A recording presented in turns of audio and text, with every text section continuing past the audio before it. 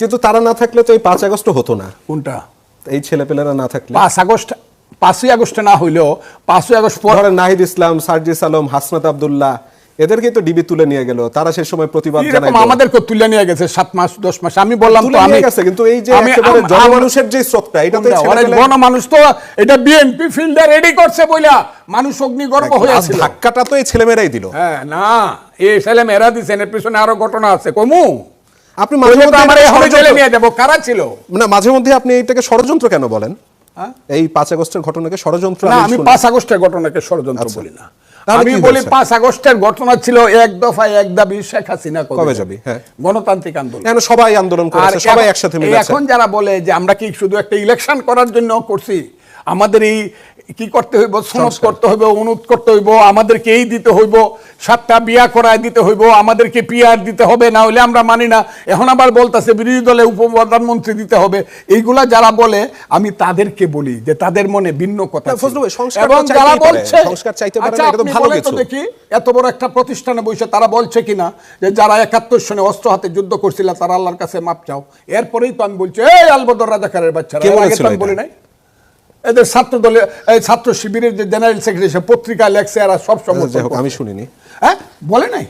না, আমি শুনিনি আর কি, আমার তাহলে শোনা হয়নি। যারা অস্ত্র হাতে যুদ্ধ করছিল 71 সনে তারা আল্লাহর কাছে মাপ চাও। ফজলু ভাই, এমনও তো হতে পারে ওই যে তারও একটা ছোট অংশ কোট করেছে, আপনার যেমন ছোট অংশ কোট করে আপনাকে মিস কোট করে। না না না, এটা এখন তো এই ফটোকার্ডে আমি আর ভরসাই রাখি না। না না না না।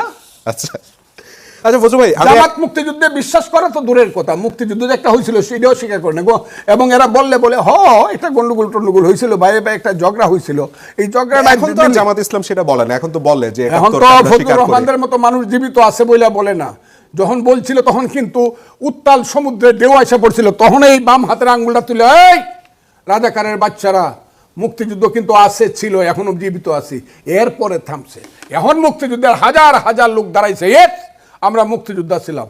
উনাদেরকে যে মিটিং করতে দেয় 6 লাখ লোক হইলে 30 লাখ কয়, আমাদেরকে ইউনূস সাহেব মুক্তিযোদ্ধা যারা, আমরা যারা মুক্তিযোদ্ধা এটা কইলে আবার বিএনপি তুমি আমাদেরকে কাকে বলো? মুক্তিযোদ্ধাদেরকে বলো, তারা একটা মিটিং করুক, মুক্তিযোদ্ধা এবং তাদের প্রজন্ম।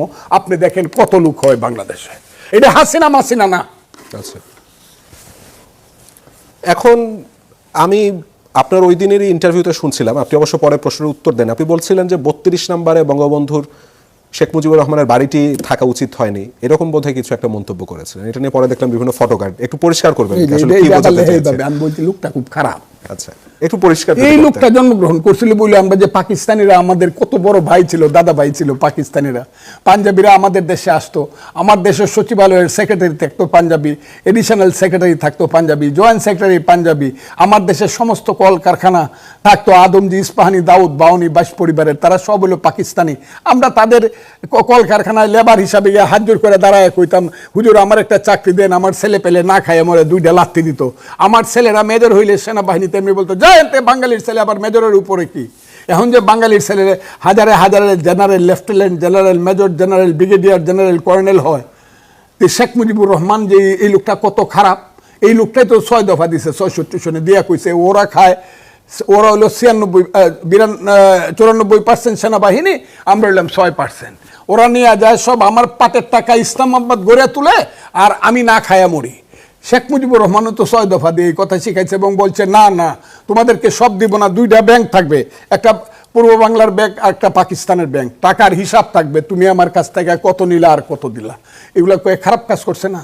এই খারাপ কাজ করছে বলেই তো এই যে বাঙালির ছেলেরা কত মেয়েরা বিয়ে করতো এসব পাকিস্তানিরা। আমি কিশোরগঞ্জে মেট্রিক পাস করে ভর্তি হয়েছি, 5 বছরে 3 জন আইসে এইচডিউ পাঞ্জাবি। কত সুন্দর সুন্দর পুরুষ দেখতাম, আমাদের বোনদেরকে বিয়া দিলে বাগনা বাগনি কত সুন্দর হইতো। শেখ মুজিবুর রহমান তো এই কাজটা খারাপ করছে, এটা ভাঙিয়ে দিছে। সে কেন শিখাইলো তুমি কে আমি কে, বাঙালি বাঙালি না শিখাইলি তো। এই কারণে তো তার বাড়ি আমরা ভাঙিয়ে ফেলবো, এই কারণেই তার বাড়ি আমরা, এই কারণেই লোকটা খুব খারাপ। তার বিরুদ্ধে একটা বড় অভিযোগ বাকশাল গঠন নিয়ে, এইটা আমি উত্তর দিব না। এইটা যারা আওয়ামী লীগ করে তারা উত্তর দিবে, তারা বাকশাল কেন করছিল শেখ মুজিবুর রহমান। হ্যাঁ অপরাধ, আমি ধরলাম বাকশাল করে অপরাধ করছে, 72-এর 12ই জানুয়ারি প্রধান, তারপরটাকেই সে ভুল করছে, কিন্তু 25শে মার্চ পর্যন্ত কি সে ভুল করছে? উনি ভুল করছে। মুক্তিযুদ্ধের সময়টা ধরলাম উনি ছিলেন না, কিন্তু স্বাধীনতার সংগ্রাম যে 66 সন থেকে 71 সনের 25শে মার্চ পর্যন্ত এইটার নেতা কে ছিলেন? আপনাকে ফাইনাল খেলা পর্যন্ত একটা লোকে গোল করে আপনাকে ফাইনালে তুলে দিলে উনি ছিলেন না, অসুস্থ ছিলেন, খেলায় উঠে নাই। তাকে ছোট করা হয়েছে। শেখ হাসিনারা তাদের নিজেদের সাথে তাকে ব্যবহার করেছে তাকে বলে মনে হয়। ব্যবহার করছে, এটা আমার মনে হয়। মুক্তিযুদ্ধকে, এটা তো আমি কই, মুক্তিযুদ্ধকে তারা ব্যবহার করছে, শেখ মুজিব বঙ্গবন্ধুকে তারা ব্যবহার করছে তাদের নিজের সাথে, এটা ঠিক আছে, এটা তো আমি অস্বীকার করি না।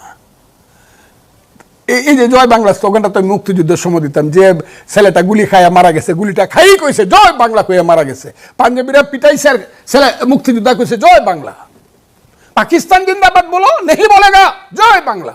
এখন যে আমি মুক্তিযোদ্ধা জয় বাংলা স্লোগান দেই না কেন, দেই না এই কারণে এই স্লোগানটাকে আওয়ামী লীগ কুক্ষিগত করছে, তাদের স্বার্থে ব্যবহার করছে, এই কারণে দেই না। এইসব কথা কইলে ভুল বুঝলে তো আমার কিছু করার নাই। কিন্তু জয় বাংলা স্লোগানটা তো প্রধান স্লোগান ছিল মুক্তিযুদ্ধের সময়। এখন আমরা দেই না, যেহেতু আওয়ামী লীগ এটাকে ক্যাশ করছে, ঠিক আছে, আমরা দেই না। অনেকেই বলে যে আওয়ামী লীগকে ছাড়া নির্বাচন হলে, যেটা ফেব্রুয়ারিতে হতে যাচ্ছে, সেটা ইনক্লুসিভ, মানে অংশগ্রহণমূলক হবে না। আপনার কি মনে হয় যে আওয়ামী লীগ এত মানুষের, হাজারের উপর মানুষের, মানে 1400 মানুষের গণহত্যার দায় নিয়ে এই দলটার নির্বাচন করবার মতন কোনো মরাল গ্রাউন্ড আছে? আর না, আওয়ামী লীগ ডাক দেখ না, সবাই মিললে আসেন আসেন আপনারা, এসে ইলেকশন করেন। এই যে বড় বড় লোকগুলা কথা কয় লন্ডন থেকে, যে মন্ত্রীরা, আমি কিছু একদম চড়াইয়া দাঁত ফালাই দেন। ওই আওয়ামী লীগের মন্ত্রীদের কথা বলছে? হ্যাঁ, কথা বলে না, অনেকগুলা কালো মুখের, অনেকগুলা কথা, ওদের মুখে তো কালি, একদম চড়াইয়া দাঁত ফালাই দেন। এগুলো সব আমার জুনিয়র, এগুলো আমার কর্মী ছিল সব। এই যে যারা বড় বড় কথা বলে, এদেরকে বলেন তো আয় দেখি, দাঁড়া আইসা তো বরিশাল থেকে, না হয় পিরোজপুর থেকে, না হয় কিশোরগঞ্জ থেকে, দাঁড়া আইসা দেখি তোরা তো মন্ত্রী আসলে, এরা মাঠেই যাইবার সাহস পাবে না আওয়ামী লীগ। আপনি কি আমার, এরা মাঠে যাওয়ার সাহস পাবে না। এইখানে ইলেকশন যে ভাবেই করুক, 80% সিট বিএনপি পাবে। বিএনপির অনেক দুর্নাম হয়েছে গত 15 মাসে, সান্দা বুন্দা, এবং এই দুর্নামটা করছে জামাত ইসলাম। মনে করছে বিএনপির যদি আওয়ামী লীগ তারাইছি, বিএনপি যদি দুর্নাম করে তারাইতে পারি, তাহলে আমরাই তো জামাই সাজ্জা পাগড়ি মাথা দিয়ে বসে যাবো। আরে বাবা রে, পাগড়ি মাথায় দেওয়ার যোগ্যতা লাগবে না। বাঙালি জাতি বাংলাদেশ নাম যদি থাকে, জামাত জীবনে আল্লাহর রহমতে কোনোদিন ক্ষমতা যাবে না, আপনি লেখা রাখেন, কোনোদিন না। আর যদি ফজলুর রহমানের মতো একটা মানুষ জীবিত, তাইলে কয়টা আসন পাইতে পারে জামাত? আপনার হাইপোথিসিস কি বলে? এটা লেখা জামাত রাখেন। একা ইলেকশন করলে 10টার কম সিট পাবে। এই সামনের 300টার মধ্যে 10টার কম? আমার তো মনে হয় অনেক বেশি পাবে ফজলু ভাই। আপনার মনে হোক, আমার এটা মনে হয়। এই যে ছাত্র সংসদ সবগুলি তো জামাতের, মানে শিবিরের ছেলেপেলে। হ্যাঁ, এটা যদি নীলক্ষেতে যদি ভোটার লিস্ট ছাপায়, এটা তারেক রহমান সাহেব, এটা তো প্রমাণ করা সম্ভব না। আচ্ছা, প্রমাণ করতে পারেন, কিন্তু মানুষ জানে যে নীলক্ষেতে ভোটার। এইটাও তো ফজলু ভাই আপনার হাইপোথিসিস, মানে আপনি ধারণা করে বলতেছেন। আচ্ছা, কইলাম আমি ধারণা করলেন আর কি। আমি দেখবো তো আগামী বছরের পরের বছর শিবির থাকে কিনা ডাকসুতে, আমি দেখবো তো, যদি রাজনীতি করি দেখবো তো।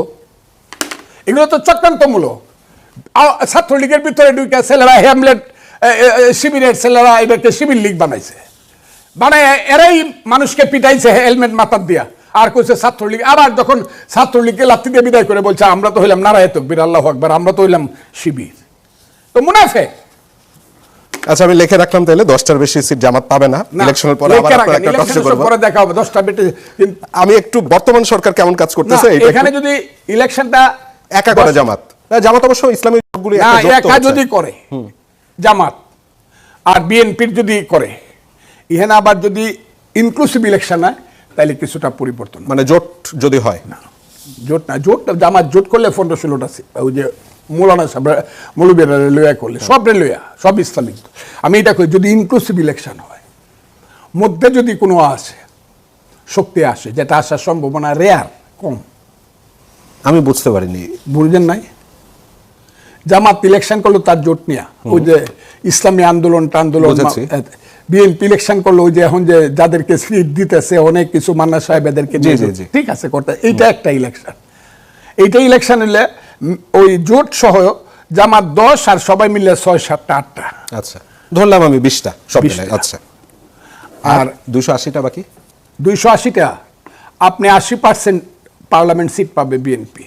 আচ্ছা, 240টা, আর 40টা সিট যাইতে পারে স্বতন্ত্র মতন্ত্র আছে অনেক। আর যদি রিয়েলি স্বতন্ত্রকে ইলেকশন করতে দেয়, জি, যে কথাটা আমি বারবার মুক্তিযুদ্ধের নামে যদি স্বতন্ত্রকে ইলেকশন করতে দেয়, তাহলে কিন্তু এরা জামাত টামাতের চেয়ে অনেক বেশি সিট। আওয়ামী লীগের ভোট কে পাবে? আওয়ামী লীগ না, আওয়ামী লীগ আইলে ভোট না, পাবে। আওয়ামী লীগের তো 20% একটা তাদের ভোটার আছে না, 10-15%। আমি বললাম তো মুক্তিযুদ্ধের নামে যদি কোনো ধরেন একজন মুক্তিযোদ্ধা বা মুক্তিযুদ্ধের পক্ষের লোক ভালো মানুষ যে স্বতন্ত্র হয়ে দাঁড়ালো, আচ্ছা, স্বতন্ত্র বুঝেছি, হয়ে পরিষ্কার, দাঁড়াইলো, পরিষ্কার। এইরকম 100 সিটে দাঁড়ায় গেল, 100 মুক্তিযুদ্ধের পক্ষে। আমরা একদম শেষে চলে আসছিলাম ফজলু ভাই, দুইটা ব্যাপারে আপনার মূল্যায়ন জানতে যাবো। আমি দেখলাম ওই দিন ইন্টারভিউতে আপনি বলছেন এবং দেশকে নিয়ে একরকম ষড়যন্ত্রের অভিযোগ করেছেন, বলেছেন যে হাসিনার আমলেও দেশ ছিল, এখন আর দেশ নেই, ডক্টর ইউনূস দেশের ভালো চায় না। নাই, আমি এটা বলি, এটা যারা আমাকে জিজ্ঞাসা করে তাদেরকে বলে দেই, হাসিনা আমার বন্ধু আমাকে জিজ্ঞাসা করছে, আপনার চেয়ে অনেক বড় সাংবাদিক, জি। আমার খুব বন্ধু, উনি বিদেশে কিন্তু বাংলাদেশের রাজনীতি নিয়ে খুব সাংঘাতিক। আচ্ছা। উনি বলছে আপনি তো বলছেন বর্তমানে দেশ নেই, হাসিনার সময় ছিল। এই কারণে বলছি, হাসিনা মানুষ হত্যা করছে ক্ষমতায় থাকার জন্য, নির্বাচনে ডাকাতি করছে ক্ষমতা থাকার জন্য, 14, 18, 24 মানুষের গণতান্ত্রিক অধিকার হরণ করছে, সম্পদ লুট করছে, কিন্তু বাংলাদেশটা ছিল। এখন কিছুই নেই, বাংলাদেশটা নাই। কেন নাই? এই কয়েকদিন আগে একটা চুক্তি হয়েছে, যেদিন হাসিনার ফাঁসির আদেশ হয়েছে, চিটং কোর্টের হয়েছে না? হাসিনার চুক্তি যদি করতো, সেন্ট মার্টিন দ্বীপ যদি দিত, করিডোর যদি দিত, থাকতো কিনা আমি জানি না, কিন্তু এত তাড়াতাড়ি যাইতো বলে আমার মনে হয়। সেন্ট মার্টিন তো কাউকে দেওয়া হয় নাই, সেন্ট মার্টিন দেওয়া হয় না, জানতো দেখি করিডোর তো আপনি? দেওয়া হয়নি। যান দেখি, আইন যাই যাবে, এখন উঠবো আমি। এটা তো আপনাকে পরিবেশের আমি কারণে, আমি ফজলু ভাই, সব আপনাকে কিছুতে 50,000 টাকা রাজনীতিতে দিব, এখন বিমানের টিকিট কাটেন, আপনাকে আমি দেখাই যদি এটা পারেন। পরিবেশের কারণে বন্ধ আছে, কিন্তু যাইতে পারবে। কতদিন? আমি কেন 15 মাস যাবত সেন্ট মার্টিনে যাইতে পারি না? আমি নিজে রিট করছি। রিটে যিনি সিনিয়র বেঞ্চ, যিনি লর্ডশিপ, উনি বলছেন সরি মিস্টার রহমান। না, গেল বছরে কিন্তু জানুয়ারিতে যাওয়া গেছে সেন্ট মার্টিনে, মানে এই ডিসেম্বরে যাওয়া যায়, ডিসেম্বর জানুয়ারিতে যাওয়া যায় কোন গেল? সেন্ট মার্টিনে এই 25 সালে যাওয়া গেলে গেছে। আপনি যাইতে পারেন, আপনাকে লয়ে গেছে হয়তো বা, কিন্তু আমি গেলে না, না, tourist আমি যেতে গেলে পারে। বিশাল হয়ে যাওয়ার লাগে। তাই। এগুলা কোয়েন না। না, ফজলু ভাই, যাওয়া যায়, যাওয়া যায়। জাহাজটা এখনো ওপেন করেনি, আবার খুলে দিবে, 2 মাসের কেন জন্য দেশ খোলা নেন থাকে। বলতে প্রত্যেকদিন আলাপ হয় কিনা? এখনো যাওয়া যায়, রাতে থাকা যাবে না আর কি। গলা কাটতে দিব, প্রতিদিন আলাপ হয় কিনা?